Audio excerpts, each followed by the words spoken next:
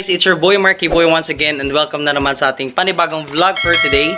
So, meron lang tayong quick update sa ating Mio i125. Meron tayong biniling bagong ATEC muffler, power pipe siya. Actually, hindi naman siya brand new. Nabili ko lang siya sa kaibigan ko rin. So, second hand na siya. Pero napakasulit niya pa at medyo bago-bago niya pa lang ata ito nagagamit. So, napakaswerte natin dahil sa atin niya binenta, no? So, gusto ko lang muna i-shoutout ang mga motovloggers dito sa Zamboanga City. Si Aldrin's Motovlog, si Black Panda Motovlog, si Motomaniac Motovlog, si Pedro Motovlog, The Boss Motovlog. Sorry kung hindi ko lahat nabanggit kasi hindi ko memorize lahat. Pero shoutout sa lahat ng Zamboanga motovloggers and please support local motovloggers. And syempre hindi mawawala, shoutout din sa Team Overshot, shoutout sa inyo.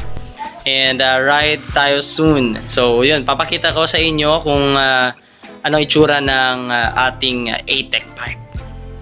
Meanwhile, What's up guys, andito na ang ating nabiling muffler na ATEC. So papakabit natin kay sir. Sir, pangalan mo sir? Sir, ano pangalan niya sir? Asis. Asis sir, shoutout sa inyo sir. Dito natin papakabit. Nabili natin dun sa kasama natin. So mamaya sa sound check din natin. Wala.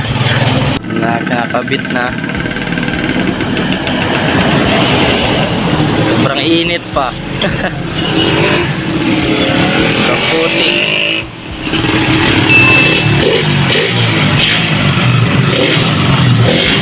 2,000 years later. So ayan na guys, andito na ang ating ATEC racing part and muffler. So actually guys, power pipe yan. Ito, nilagyan ko siya ng tip ng yung mumurahin lang. So yan yung butas niya. Hindi talaga to artificial lang to. Artificial lang. So yan talaga yung butas niya. So ginawa ko siyang ganyan guys kasi may na-discover ako na nagtutunog open muffler siya pagka ganyan. So sa sound check natin guys Sige, sound check natin. So tingnan nyo guys. Ayan. Tunog open muffler siya guys. Ewan ko naririnig nyo, no? So yan, medyo maingay talaga siya kasi alam ko yung ATEC malakas talaga to. Malakas talaga yung tunog niya. Hindi gaya sa mga Apido and yung ibang pipe.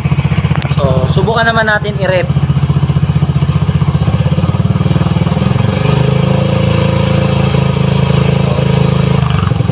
So yun yung tunog guys na half, ano lang, hindi pa talaga yung naka half guys. So try natin i-half.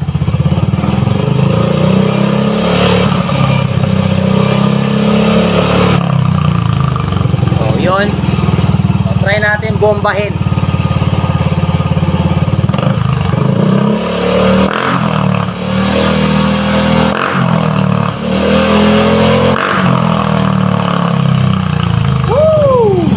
Sobrang tindi, sobrang lakas ng ATEC. So yan, quick update lang sa ating Mio i125. Kaya kung nag-enjoy kayo sa ating vlog for today, please don't forget to like, comment and subscribe. Click the notification bell for you to be updated for the next video.